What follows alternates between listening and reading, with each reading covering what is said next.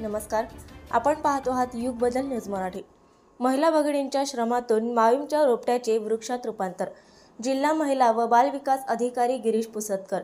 महिला आर्थिक विकास महामंडळ माविम महिलांच्या आर्थिक सक्षमीकरणासाठी दमदार वाटचाल करत आहे।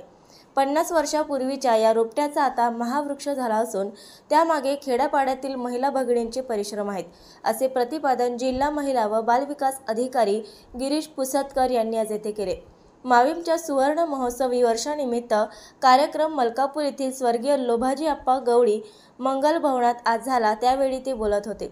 जिल्हा माहिती अधिकारी हर्षवर्धन पवार, महामंडळाच्या जिल्हा समन्वय अधिकारी वर्षा खोब्रागडे, बाल संरक्षण अधिकारी राजू लाडुलकर आदी उपस्थित होते। श्री पुसतकर म्हणाले की महिला बचत गटांच्या उत्पादनांसाठी स्वतंत्र बाजारपेठ विकसित होणे आवश्यक आहे। गटाची लोणची, पापड, मसाला आदी उत्पादनांपुरते मर्यादित न राहता बाजारपेठेचा वेध घेऊन नवनवी उत्पादने आणावीत, उत्पादनांच्या ब्रँडिंगसाठी प्रयत्न करावेत। श्री पवार यांनीही मनोगत व्यक्त केले।